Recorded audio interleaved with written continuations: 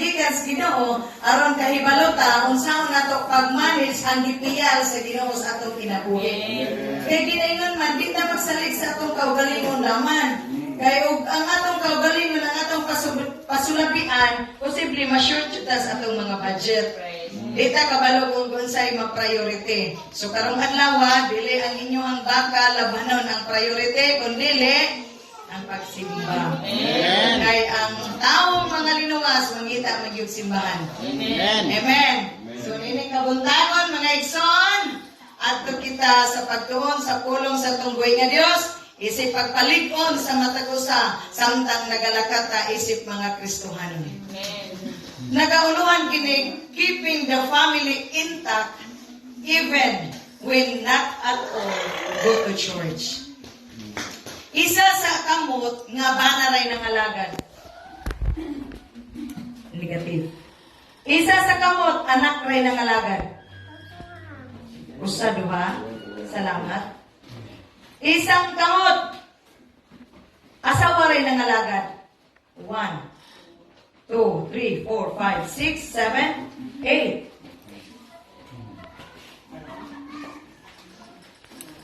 8. Isang kamot bana, anak, asawa ng alagad. Usa, duha, tulo, 4, 5, 6. Praise God. Salamat sa Ginoo, majority. Hallelujah. Dili malilong, dili malikayan. Usa, asawa rin ng alagad, bana raman tingali ng alagad. Anak ray ng alagad. Siguro makapangutan ta, Lord, kaya pa ba nako ning ako may nangalagad? Kung saan man ako pagpalikon aning anak ramang kong nangalagad?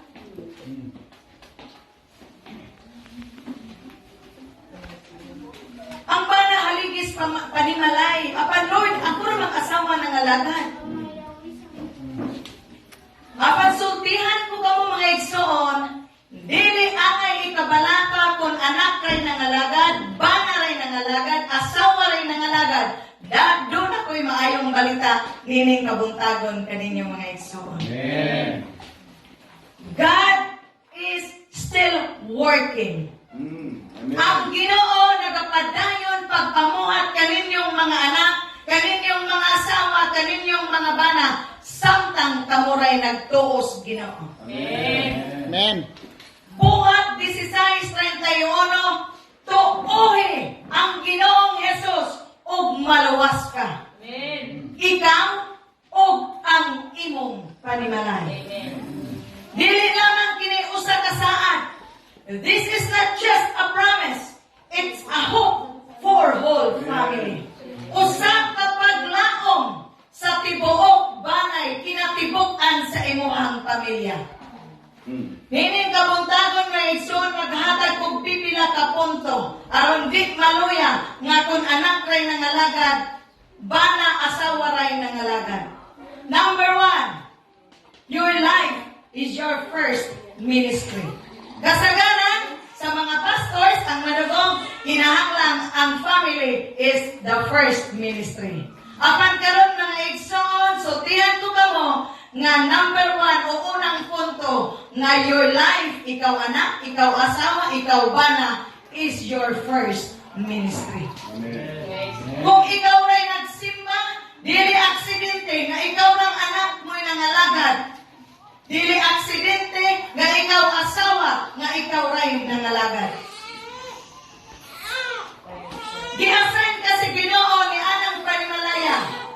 Dako kag responsibilidad bisan ikaw ra usa nangalagad sa inyong panimalaya. Unang Pedro kapitulo 3 bersikulo 1 ngadto sa Dios, pinaagi sa inyong maayong pamatasan. Mga asawa, maayo ba mo batasan? Mga anak, maayo ba mo pamatasan? Makita ba nga kanang inyong sigig pag-anig simbahan, nagareplika ba ang inyong kinabuhi ngadto sa inyong bana, iginikanan o mga anak? Kung nakita sa imong inahan, amahan, kung nakita sa bana, asawa, ang imong kinabuhi dili na sige kagkadkad og Biblia halabasa kay basin po nun niya ikaw wa ko kakasabot di pod maayo nimong pagka-interpret ang Biblia. Ang imong kinabuhi mao na ang sermon nga ilang makita adlaw-adlaw.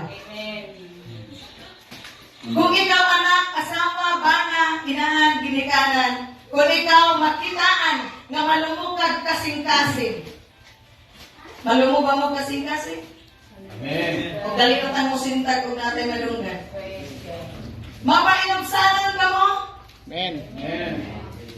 Usa ka kinaiya sa Kristohanon mapainugsanon. Unsay nahitabo ni Istas ni Dimas samtang dito giapil sila glansang. Dapat sila kaugalingong cross ila ang Dios na po dito ginansang. Sa atong pagkakita, posibleng maistas, posibleng madimas. Nagdahomtang dool natas Ginoo, apan halayo diay.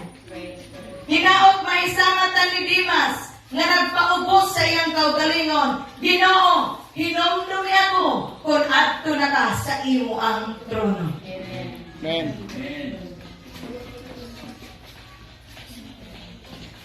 Basi nagdahom ta sa sige na tong simba dool na ta Ginoo. Apan halayo di ay. Kay di ta mapainubsanon, dili ta malumuog kasing-kasing. Unsaon man pagdalis ato ang bana, asawa, anak, ginikanan, ug mismo dili makita na ang kinaiya ni Ginoong Hesus sa ato ang kinabuhi. Pasensyoso. Isa may pasensyoso diya. Amen. Kung nakitaan ka na sa inyong kinabuhi, mga igsoon, makaingon gyud ang imong ginikanan, asawa, banak, anak, lahi na gyud ako ang asawa, lahi gyud ay akong anak. Ang akong anak kay himasalag Biblia, dili sige kubik-kubik anang cellphone magpa-signal dito sa tumoy. Ang akong asawang bagit-bian, di naman bagit-bian o tuyo-tuyo ko na kong awan. Nakita ang kinaiyas Ginoo, diyas imong kinabuhi. Di na kinahanglan magbisyo kag basa ning Biblia kay galisod ko ganig sabo. Kung dili nakita na reflekas atong kinabuhi kung unsa ang Dios sa atong kinabuhi. Siguro people may ignore your words. Wala na na. But they cannot ignore your life. Amen. Di, God nila na ma-ignore na imong kinabuhi nga papainobsanon ka, malumukad kasing-kasing, matinabangon ka.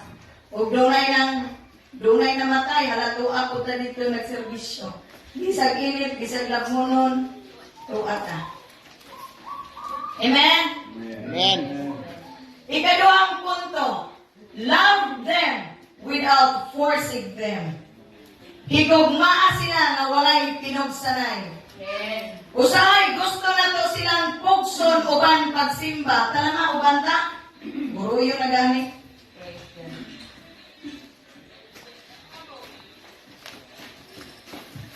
Pa, uban tagsimba.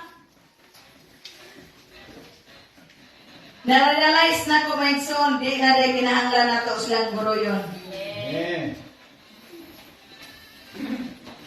Ma, pa, anak, ganong dili man mo apil. Forcing can push them away.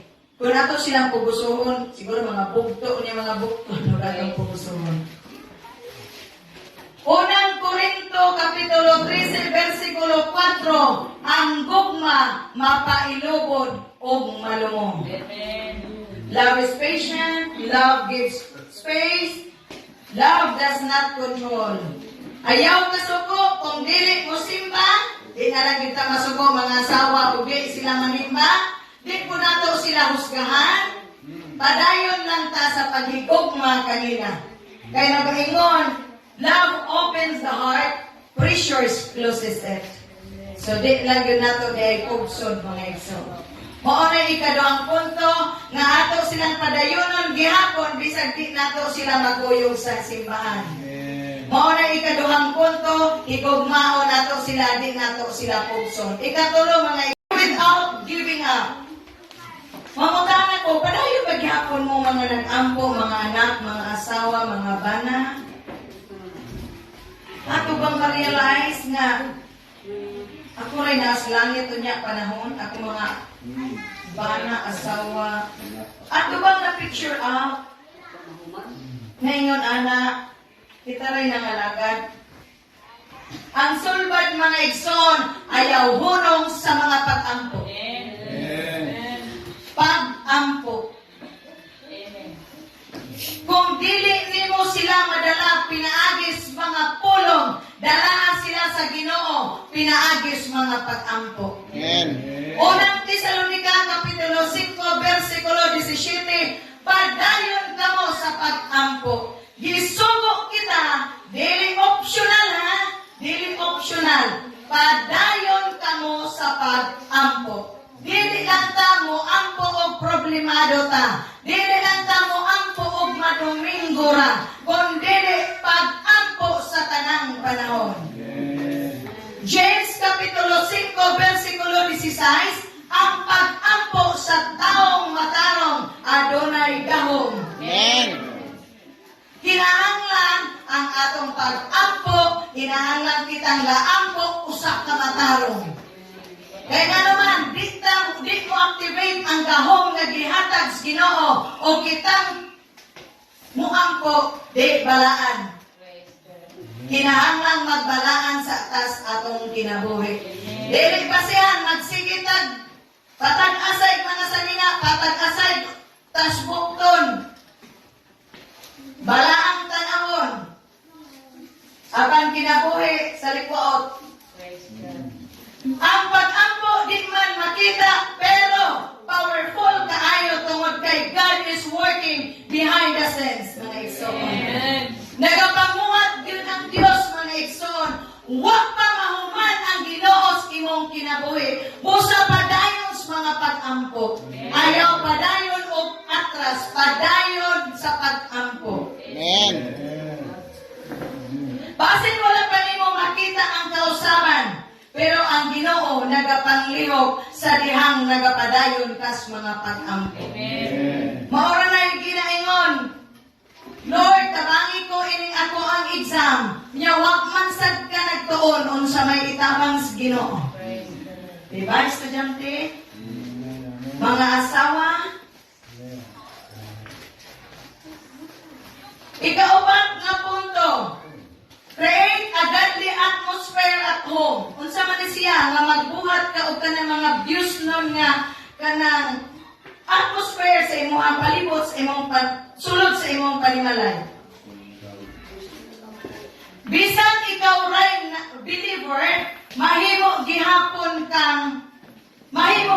nimo himuon nga God-centered ang inyong panimalay. Sa unsa mang paagi, Joshua Kapitulo 24, versikulo 15, apan alang kanako og sa akong panimalay, mag-alagad kami sa Ginoo. Amen. Ako naman nag-alagad.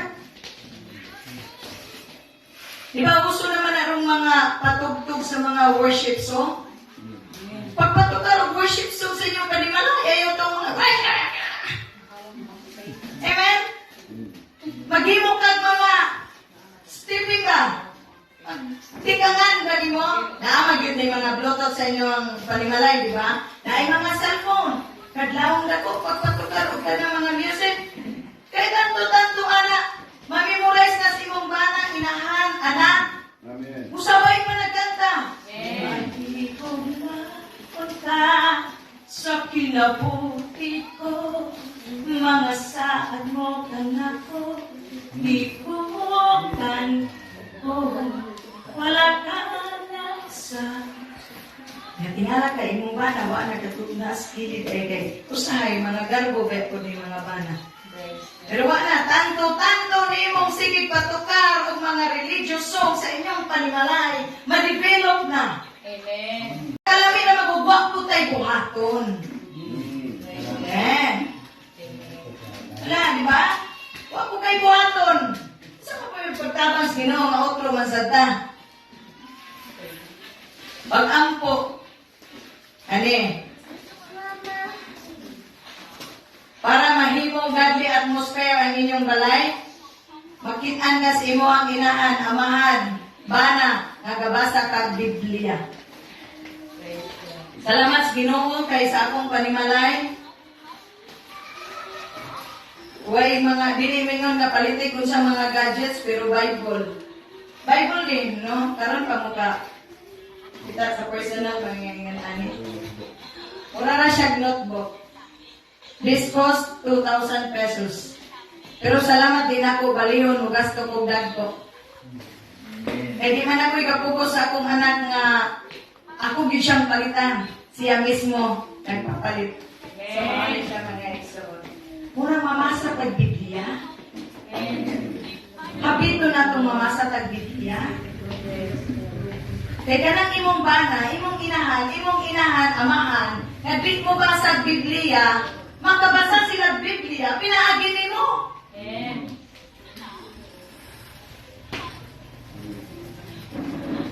Beisas kamot nga na magbasa Biblia kada adlaw.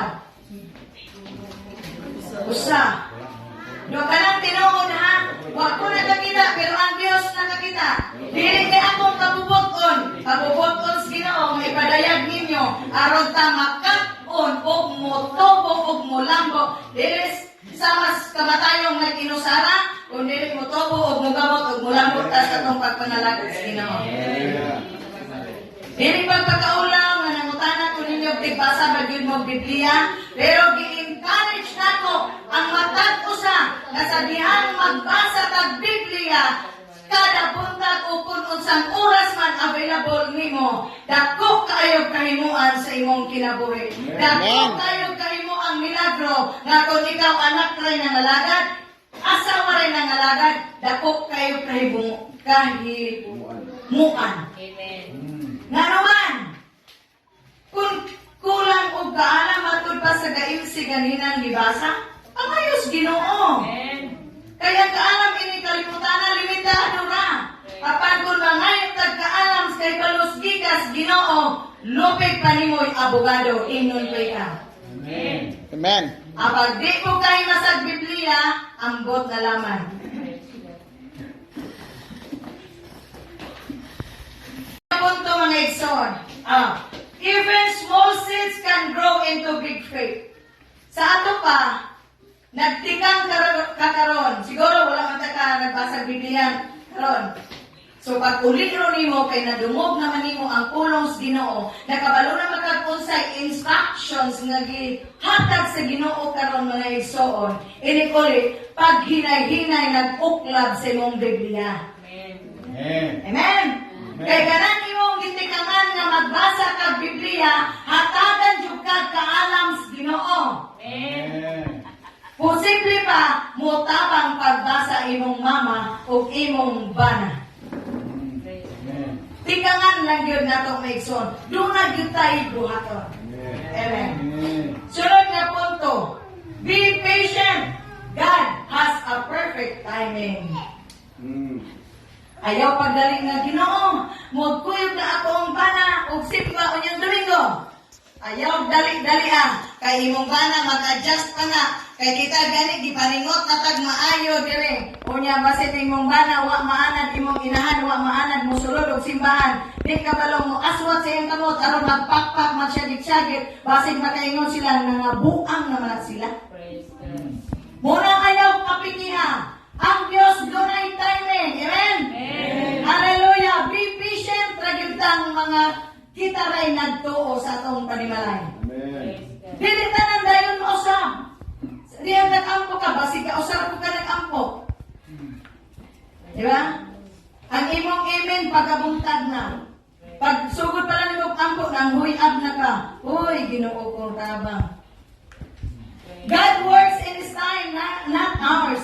Ang Diyos Gyud, bisan tod ga ampo kita, apan nagmag-alagad gihapon tas timings Ginoo. Kay dunay uban nga, dugay gyud ko dawat. Pero kung magpadayon ta, naadyo'y bunga. Amen. Kung muangat ka niya sa kandot-dot, maabot yung kaslibo. Kung magpadayon ka. Ang atong trabaho is to be faithful. Di sige ka no. Kisa may faithful nyo din ang mag-ampo. Faithful sa mga buluhaton. Isang kamot. Sige, kamuray ito ba niya. God's job is to change hearts. Oh.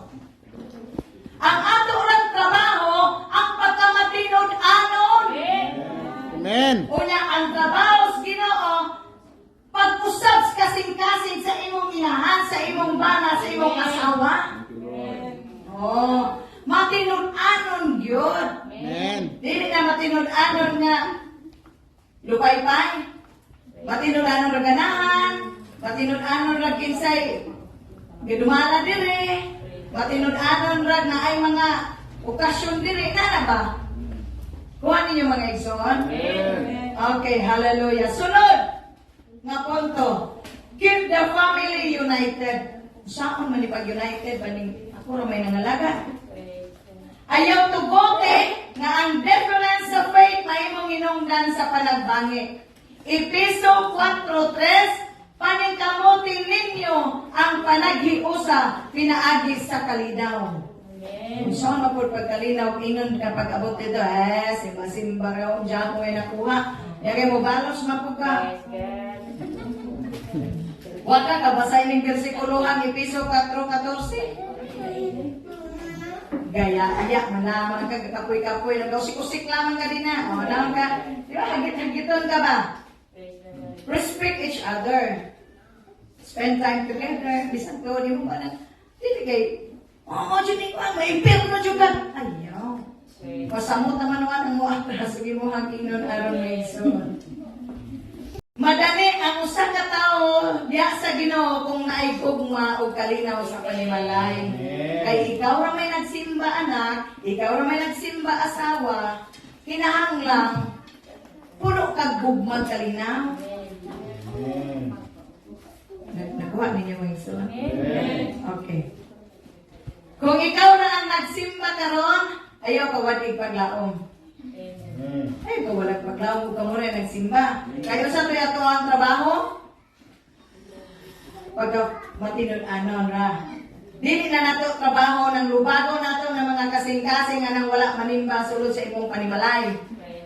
Amen?